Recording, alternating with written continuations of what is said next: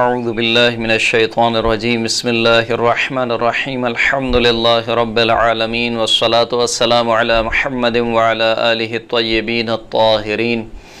واللعنۃ الدائمۃ علی اعدائہم اجمعین اما بعد فقد قال اللہ سبحانہ وتعالی فی کتابہ المجید بسم اللہ الرحمن الرحیم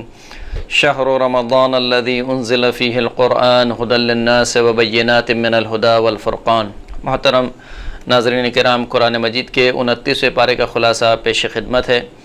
قرآن مجید کے 29ویں پارے میں کل 11 سورے شامل ہیں کہ جن میں سے سب سے پہلا سورہ سورۃ الملک ہے کہ جس کی کل 30 آیات ہیں۔ ابتدائی آیت میں خداوند کریم نے اس بات کو بیان کیا کہ اگر کوئی اس کائنات کا خالق اور مالک اور خود مختار بادشاہ ہے تو وہ فقط اور فقط خداوند کریم ہے کہ جس کے قبضہ قدرت میں تمام کی تمام بادشاہت ہے،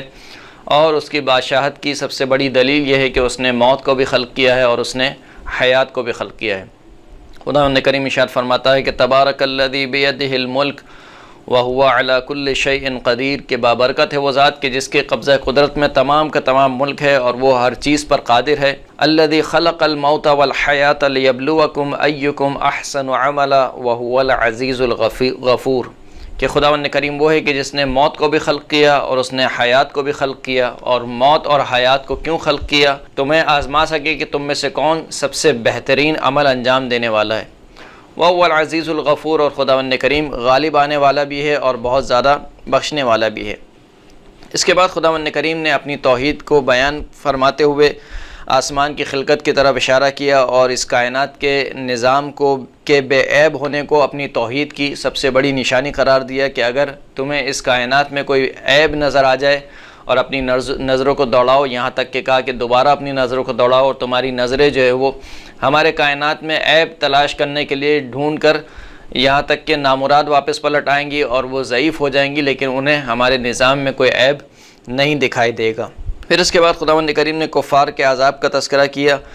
اور آخرت میں جو ان کے کفر کے سبب ان کی پذیرائی کی جائے گی اس کو خداوند کریم نے بیان کیا۔ اس کے بعد خداوند کریم نے ان افراد کی جزا بیان کی کہ جو اپنے رب سے خوف کھاتے ہیں، یعنی اپنے رب کا خوف رکھتے ہیں، اور ان کی جزا یہ ہے کہ ان کے لیے آخرت میں بہت بڑا اجر عظیم ہے۔ پھر خداوند کریم نے اپنے علم کا تذکرہ کرتے ہوئے بیان فرمایا کہ خداوند کریم دلوں کے حال سے واقف ہے، اور کیا خداوند کریم اس شخص کے یا اس ذات کے حال سے واقف نہیں ہوگا کہ جس کو خود خداوند کریم نے خلق کیا ہے؟ کیسے ممکن ہے کہ جو اللہ کی مخلوق ہے اور اللہ اس کے حال سے واقف نہ ہو؟ پھر اس کے بعد خداوند کریم نے کئی ایک آیات میں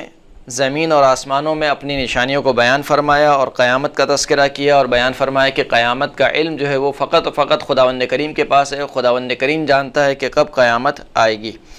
اور آخری آیات میں خداوند کریم نے سوالیہ انداز میں ایک بار پھر اپنی توحید کو بیان کیا اور اپنی توحید کی طرف متوجہ کرایا۔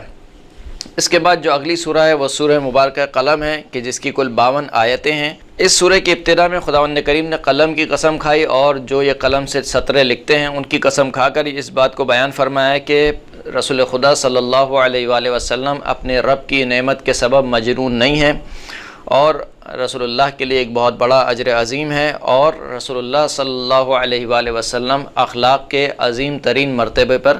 فائز ہیں۔ پھر اس کے بعد رسول اللہ صلی اللہ علیہ وآلہ وسلم کو حکم دیا گیا کہ وہ جھوٹوں کی اطاعت نہ کریں، کہ جو بہت زیادہ قسمیں کھاتے ہیں، تانا لگاتے ہیں، چغلیاں لگاتے ہیں اور لوگوں کے عیب بیان کرتے ہیں، اور جو خیر سے منع کرنے والے ہیں اور حد سے زیادہ تجاوز کرنے والے گناہگار ہیں اور جو بد نسب بھی ہیں، خداوند کریم نے منع فرمایا کہ ایسے افراد کی اطاعت نہ کی جائے۔ پھر اس کے بعد خداوند کریم نے آیت نمبر 14 سے لے کر آیت نمبر 16 تک ان لوگوں کی ذلت اور خواری کا تذکرہ کیا کہ جو قرآن مجید اور رسول اللہ صلی اللہ علیہ وآلہ وسلم کا انکار کرتے ہیں، اور پھر خداوند کریم نے بیان فرمایا کہ یہ تو دنیا میں ان کی ذلت اور رسوائی ہے، اور آخرت میں جو ان کا عذاب ہے وہ اس سے کہیں بڑھ کر ہے۔ پھر اس کے بعد خداوند کریم نے متقین کی جزا اور ان کی جنت کا تذکرہ کیا اور بیان فرمایا کہ ہم ہرگز متقین کو مجرمین کی طرح قرار نہیں دیں گے۔ پھر اس کے بعد خداوند کریم نے مشرکین کی قیامت میں رسوائی اور ان کے عذاب کا تذکرہ کیا، اور عذاب کی ایک قسم جسے عذاب استدراج کہا جاتا ہے اس کو خداوند کریم نے بیان کیا کہ عذاب استدراج یہ ہے کہ خداوند کریم کفار کو جو اس دنیا میں ڈھیل دیا ہوا ہے، یا کفار کو جو اس دنیا میں نعمتیں حاصل ہیں، تو وہ یہ نہ سمجھیں کہ وہ خداوند کریم کے مقرب بندے ہیں، بلکہ یہ دنیا جو خداوند کریم نے کفار کو دی ہوئی ہے اور جو یہ عیش و عشرت کی زندگی کفار گزار رہے ہیں، یہ خود خداوند کریم کی طرف سے ایک طرح کا عذاب ہے، تاکہ وہ خوب جم کے گناہ کر لیں اور پھر اچانک سے خداوند کریم ان کو اپنی گرفت میں لے لے۔ اس عذاب کو عذاب استدراج کہا جاتا ہے، یعنی نعمت کے ذریعے سے خداوند کریم جب اپنے بندے کو کسی عذاب میں مبتلا کرتا ہے تو اس کو عذاب استدراج کہا جاتا ہے۔ اس کے بعد رسول اللہ صلی اللہ علیہ وآلہ وسلم کو صبر کی تلقین کی گئی، اور آخری آیت میں خداوند کریم نے ارشاد فرمایا کہ جب یہ کفار رسول اللہ سے قرآن کو سنتے ہیں تو یہ آپ پر نظر بد لگاتے ہیں۔ ارشاد فرمایا کہ وَإِن يَكَادُ الَّذِينَ كَفَرُوا لَيُزْلِقُونَكَ بِأَبْصَارِهِمْ لَمَّا سَمِعُوا الذِّكْرَ وَيَقُولُونَ إِنَّهُ لَمَجْنُونٌ، کہ یہ جو کفار ہیں یہ چاہتے ہیں کہ آپ کو پھسلا دیں، یعنی آپ کو راہ راست سے ہٹا دیں، بِأَبْصَارِهِمْ یعنی اپنی آنکھوں سے آپ کو جو ہے وہ نظر بد لگاتے ہیں جب یہ قرآن مجید کو سنتے ہیں اور کہتے ہیں کہ یہ شخص جو ہے وہ مجنون ہے، جبکہ خداوند کریم نے ان کا جواب دیا کہ یہ قرآن مجید سوائے عالمین کے لیے ذکر کے اور کچھ بھی نہیں ہے۔ اس کے بعد جو اگلی سورہ ہے سورہ مبارکہ الحاقہ ہے، کہ جس کی کل 52 آیتیں ہیں۔ خداوند کریم نے اس کی ابتدائی آیت میں بیان فرمایا کہ قیامت جو ہے وہ برحق ہے اور اس کا واقع ہونا بالکل یقینی ہے، اور تمہیں کیا معلوم کہ وہ محقق ہونے والی قیامت کیا ہے۔ پھر اس کے بعد خداوند کریم نے قوم عاد کی ہلاکت اور ان کے عذاب کا تذکرہ کیا، قوم فرعون اور ان سے پہلے کی جو اقوام جو گزشتہ اقوام ہیں ان کا تذکرہ فرمایا، اور فرمایا کہ یہ قصے ہم نے عبرت کے لیے بیان کیے ہیں جسے سننے والے کان سنتے ہیں اور محفوظ کر لیتے ہیں۔ پھر اس کے بعد خداوند کریم نے سور پھونکے جانے کا تذکرہ کیا اور قیامت کی ہولناکی بیان کی، اور رب کے حضور پیش ہونے کا ذکر ہوا، اور نامہ اعمال جب ہاتھوں میں تھمائے جائیں گے اس وقت کا ذکر ہوا، تو کچھ لوگوں کے نامہ اعمال سیدھے ہاتھ میں دیے جائیں گے اور کچھ لوگوں کے نامہ اعمال الٹے ہاتھ میں دیے جائیں گے۔ سیدھے ہاتھ والوں کی جزا کا تذکرہ ہوا، الٹے ہاتھ والوں کے عذاب کا تذکرہ ہوا۔ پھر اس کے بعد خداوند کریم نے بیان فرمایا کہ یہ قرآن کسی شاعر یا کسی کاہن کا کلام نہیں ہے، بلکہ یہ عالمین کے پروردگار کی جانب سے نازل شدہ کلام ہے۔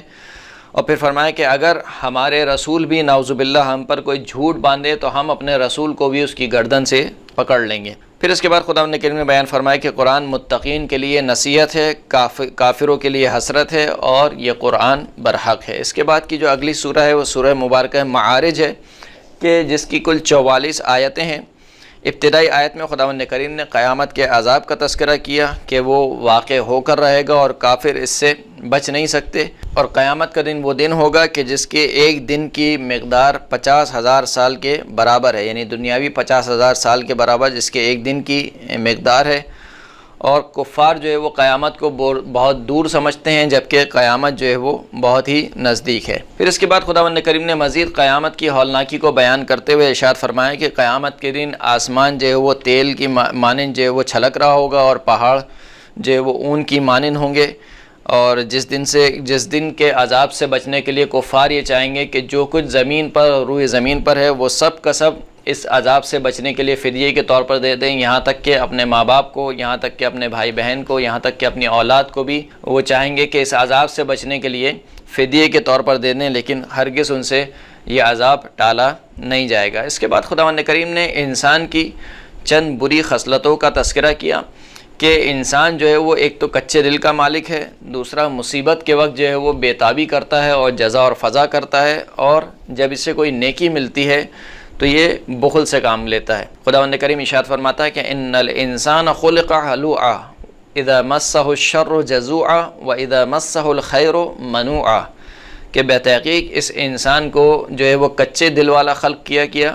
جب اس کو کوئی مصیبت پہنچتی ہے، کوئی شر اس کو پہنچتا ہے تو یہ جزا اور فضا کرنے لگتا ہے، بے تابی دکھانے لگتا ہے، اور جب کوئی خیر اس تک پہنچتا ہے تو یہ خیر کو منع کرنے والا ہوتا ہے، یعنی بخل کرنے والا ہوتا ہے۔ ان تین بری صفات سے کچھ لوگ مبرہ ہیں، مستثنیٰ ہیں۔ وہ کون ہیں؟ الا المصلین، سوائے ان لوگوں کے کہ جو نماز پڑھنے والے ہیں، الذین هم علی صلاتہم دائمون، جو اپنی نمازوں کی ہمیشہ سے پابندی کرتے ہیں، والذین فی اموالہم حق معلوم، وہ لوگ کہ جن کے اموال میں ایک حق کے معلوم ہے، یعنی محروم افراد کے لیے حق کے معلوم ہے، للسائل والمحروم، سوال کرنے والوں کے لیے اور محروم افراد کے لیے ان کے اموال میں حق موجود ہے، والذین یصدقون بیوم الدین، اور جو یوم جزا کی جو ہے وہ تصدیق کرنے والے ہیں اور اپنے رب کے عذاب سے ڈرنے والے ہیں اور اپنی شرمگاہوں کی حفاظت کرنے والے ہیں اور امانتوں کو ادا کرنے والے ہیں، عہد و پیمان کی رعایت کرنے والے ہیں۔ پھر اس کے بعد خداوند کریم نے ان افراد کی جزا کا تذکرہ کیا کہ ان کی جزا جو ہے وہ یہ ہے کہ ان کو جنت میں بڑے احترام اور اکرام کے ساتھ داخل کیا جائے گا، اور جنت میں یہ بڑے احترام اور اکرام کے ساتھ رہیں گے۔ پھر اس کے بعد خداوند کریم نے کفار کے پچھتاوے کا تذکرہ کیا کہ وہ طمع اور لالچ رکھیں گے کہ کاش انہیں بھی جنت میں داخل کر دیا جائے، لیکن خداوند کریم فرماتا ہے کہ انہیں ہرگز جنت میں داخل نہیں کیا جائے گا،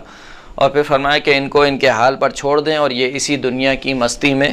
مست رہیں۔ اور پھر خداوند کریم نے محشر کے روز کی حالت زار کو ذکر فرمایا۔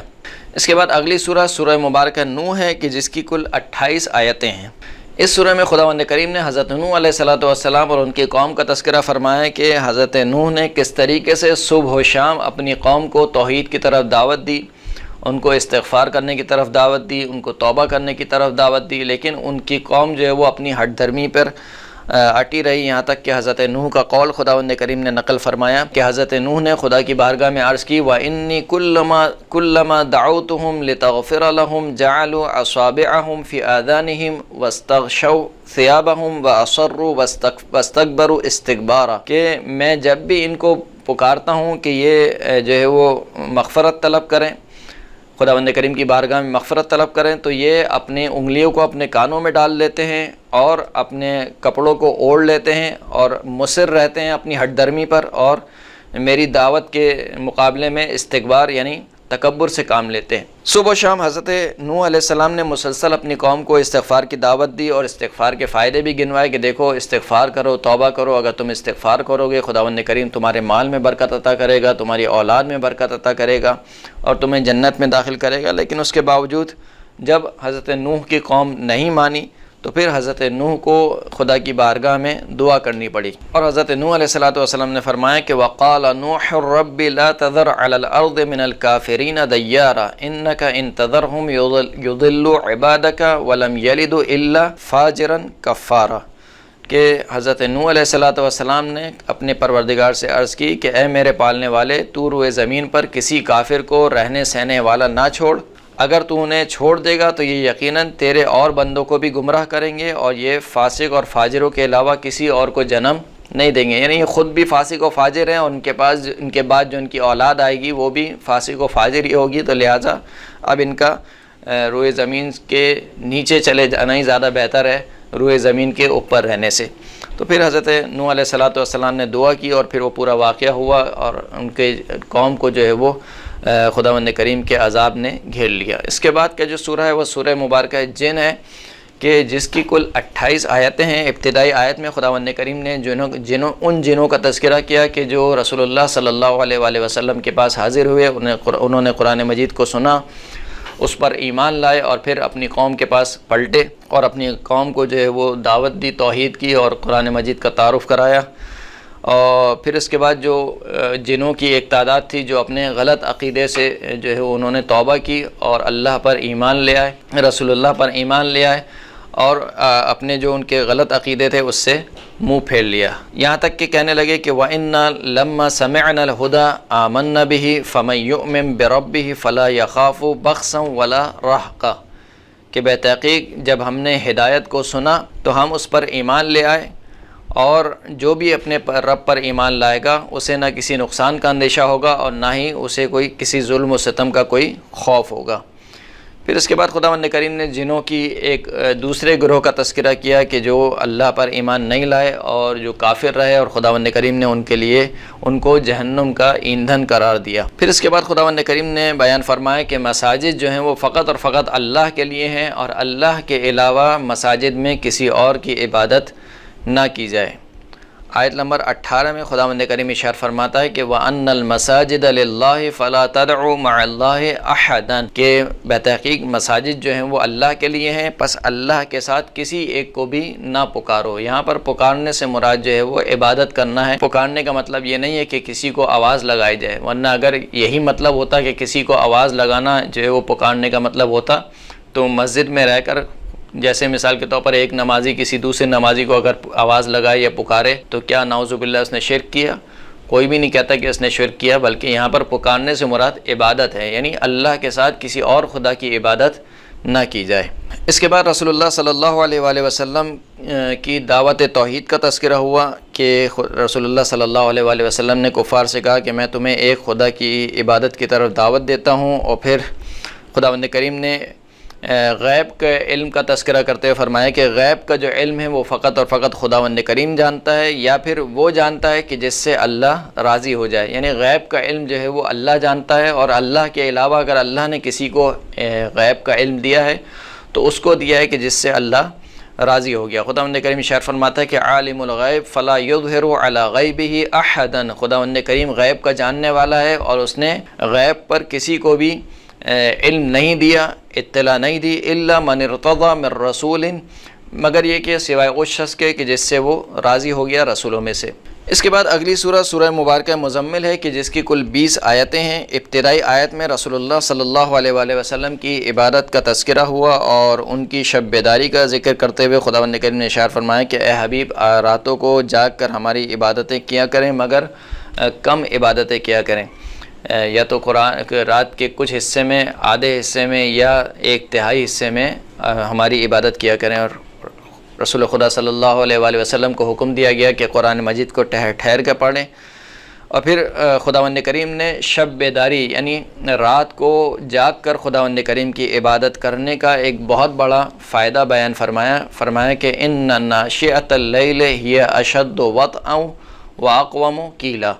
کہ رات کو زندہ کرنا یعنی رات کو جاگ کر اللہ کی عبادت کرنا، یہ اپنے نفس پر قابو پانے کے اعتبار سے بہت ہی مؤثر عمل ہے کہ اگر انسان چاہتا ہے کہ اپنے نفس پر قابو پائے اور اپنے دل کو ایک جگہ جمع کر رکھے تو اس کو چاہیے کہ راتوں کو جاگ کر جو ہے وہ عبادت کرے۔ اور بات کو درست کر دینے کے اعتبار سے بھی اگر وہ چاہتا ہے کہ انسان کی زبان سے فقط حق نکلے تو انسان کو چاہیے کہ راتوں کو جاگ کر خداوند کریم کی عبادت کیا کرے۔ پھر اس کے بعد رسول اللہ صلی اللہ علیہ وآلہ وسلم کو حکم دیا گیا کہ وہ اپنے رب کو جو ہے وہ یکسوئی کے ساتھ اپنے رب کا ذکر کریں، ان کے صبح و شام اپنے رب کی یاد میں مشغول رہیں۔ اور پھر رسول اللہ صلی اللہ علیہ وآلہ وسلم کو صبر کی تلقین کی گئی کہ یہ کفار جو ناروا تہمتیں آپ پر لگاتے ہیں ان پر صبر کریں اور اچھے انداز سے آگے بڑھ جائیں کہ آپ کا پروردگار جو ہے وہ ان کفار کے لیے کافی ہے۔ پھر خداوند کریم نے کفار کے عذاب کا تذکرہ کیا اور قوم فرعون کا حوالہ دیتے ہوئے خداوند کریم نے ارشاد فرمایا کہ ہم نے تمہاری طرف اسی طرح رسول بھیجا ہے کہ جس طریقے سے ہم نے قوم فرعون کی طرف رسول بھیجا تھا، اور فرعون نے ہمارے رسول کی مخالفت کی تو ہم نے اس کو اپنے عذاب میں جکڑ لیا۔ پھر خداوند کریم نے قیامت کی ہولناکی کا تذکرہ کیا، اور آخری آیت میں خداوند کریم نے رسول اللہ کی رات کو جاگ کر عبادت کرنے کا تذکرہ کیا اور ان لوگوں کا تذکرہ کیا کہ جو رسول اللہ کے ساتھ رات کو جاگ کر عبادت کرتے ہیں، اور آخر میں نماز قائم کرنے، زکوٰۃ ادا کرنے اور اللہ کو قرض دینے کی تاکید کی گئی، یعنی اللہ کی راہ میں انفاق کرنے کی تاکید کی گئی۔ اس کے بعد اگلی سورہ مبارکہ مدثر ہے کہ جس کی کل 56 آیتیں ہیں۔ ابتدائی آیت میں رسول اللہ صلی اللہ علیہ وآلہ وسلم کو حکم دیا گیا کہ وہ کفار کو عذاب خدا سے ڈرائیں، اپنے رب کی بزرگی بیان کریں، اپنے جسم و جان کی طہارت کا اہتمام کریں اور گناہوں سے بچیں اور کسی پر احسان نہ جتلائیں اور صبر اختیار کریں۔ پھر اس کے بعد خداوند کریم نے ذکر فرمایا کہ کفار کے لیے سخت ترین دن یعنی قیامت کا تذکرہ کیا کہ ہم نے کفار کو دنیا میں جو ہر طرح کی نعمت سے نوازا ہے، لیکن وہ کفران نعمت کرتے ہیں اور اپنے رب کے دشمن بن گئے اور ہمارے رسول صلی اللہ علیہ وآلہ وسلم پر جادوگر ہونے کی تہمت لگاتے ہیں۔ پھر اس کے بعد خداوند کریم نے بیان فرمایا کہ کفار کے جو وہ آخری ٹھکانہ ہے وہ سقر ہے، یعنی جہنم کا ایک نام سقر ہے کہ جس کو کفار کا آخری ٹھکانہ قرار دیا گیا۔ اور پھر خداوند کریم نے بیان فرمانا کہ جہنم کی جو دروغہ ہیں وہ ہم نے فرشتوں کو قرار دیا ہے تاکہ ہم اس کو کفار کے لیے فتنہ قرار دیں اور مومنین کے لیے ان کے ایمان میں اضافے کا سبب قرار دیں۔ پھر خداوند کریم نے چند قسمیں کھاتے ہوئے ارشاد فرمایا کہ یہ جو جہنم ہے یہ بہت بڑی چیزوں میں سے ایک ہے اور ہر نفس جو ہے وہ اپنے اعمال کے عوض گروی ہے۔ پھر خداوند کریم نے اصحاب یمین اور ان کی جنت کا تذکرہ کیا کہ وہ اہل جہنم سے سوال کریں گے کہ تمہیں کس چیز نے سقر یعنی جہنم میں پہنچا دیا، یعنی جو اصحاب یمین ہوں گے، جو صاحبان ایمان لوگ ہوں گے، جو جنت میں ہوں گے، وہ سوال کریں گے اہل جہنم سے کہ تمہیں کس چیز نے جو ہے وہ اس سقر میں، اس جو ہے وہ جہنم میں پہنچا دیا۔ تو جو اہل جہنم ہوں گے وہ جواب دیں گے قالوا لم نک من المصلین، وہ جواب دیں گے کہ ہم نماز پڑھنے والے نہیں تھے، ولم نک نطعم المسکین، اور ہم مسکین کو کھانا کھلانے والے نہیں تھے، وکننا نخوض مع الخائضین، اور حق کے خلاف باتیں بنانے والوں کے ساتھ مل کر ہم بھی باتیں بنانے لگتے تھے، وَكُنَّا نُكَذِّبُ بِيَوْمِ الدِّينِ، ہم روز جزا کو جھٹلاتے تھے، حَتَّى أَتَانَا الْيَقِينَ، یہاں تک کہ موت جو ہے وہ ہم تک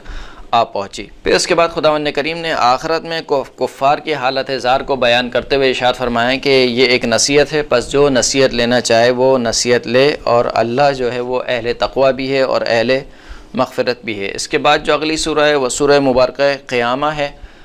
جس کی کل 40 آیتیں ہیں۔ اس کی ابتدائی آیت میں خداوند کریم نے روز قیامت اور نفس لوامہ کی قسم کھاتے ہوئے یہ بیان فرمایا کہ یہ انسان یہ گمان کرتا ہے کہ ہم اس کی ہڈیوں کو دوبارہ جمع نہیں کریں گے۔ اس کے جواب میں خداوند کریم نے کہا کہ کیوں نہیں، ہم یقیناً اس بات پر قادر ہیں، اور ہم تو اس بات پر بھی قادر ہیں کہ اس کے انگلیوں کو کے جو پور ہیں ان پور کو بالکل بعینہ درست جو ہے وہ دوبارہ خلق کر سکیں۔ پھر اس کے بعد خداوند کریم نے بیان فرمایا کہ انسان یہ چاہتا ہے کہ خواہش نفس کی پیروی کرے اور فسق و فجور میں مبتلا رہے،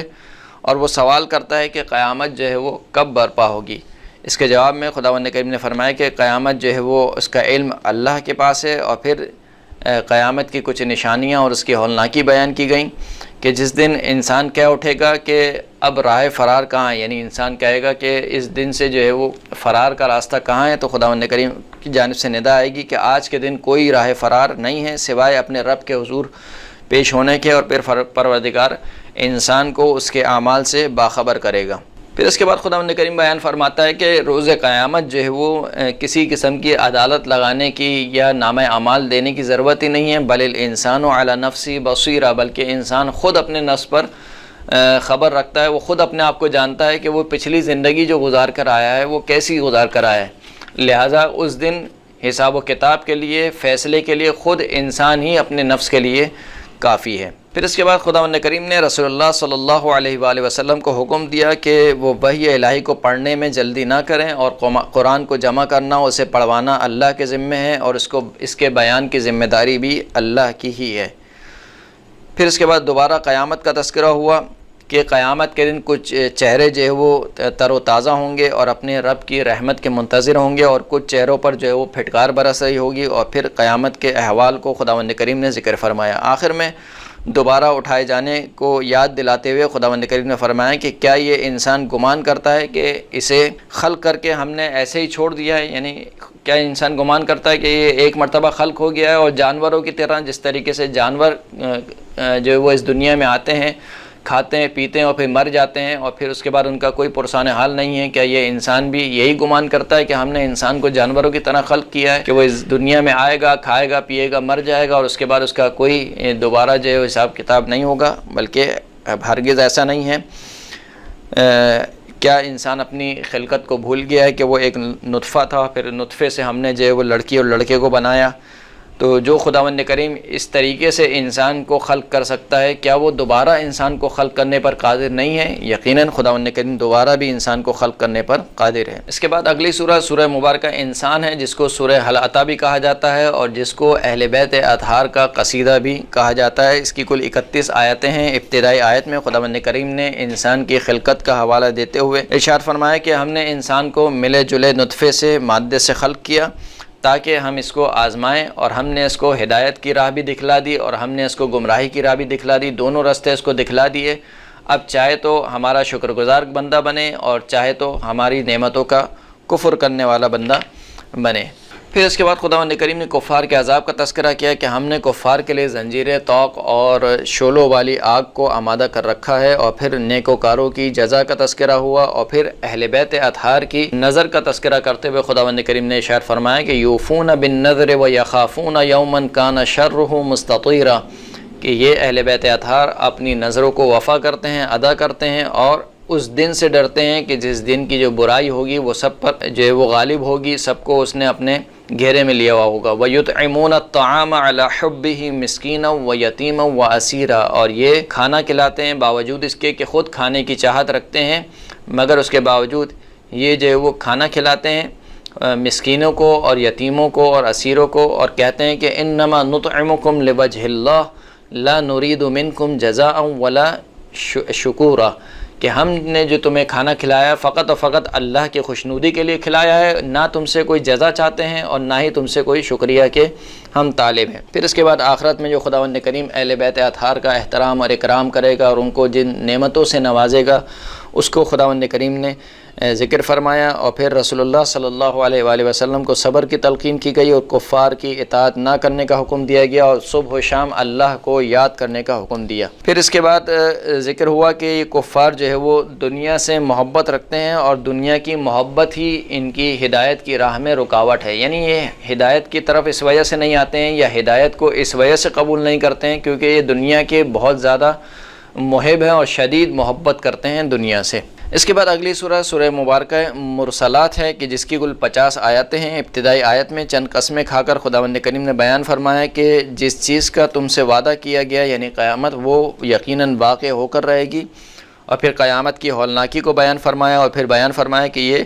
فیصلے کا دن ہوگا اور وہ دن جھٹلانے والوں کے لیے بڑا سخت دن ہوگا۔ پھر انسان کی خلقت کے مراحل خداوند کریم نے ذکر فرمائے، اور زمین کی خلقت کو نشانی کے طور پر خداوند کریم نے پیش کیا، اور کفار کے عذاب کا تذکرہ ہوا، متقین کی نعمتوں کو خداوند کریم نے ذکر فرمایا، اور آخر میں دوبارہ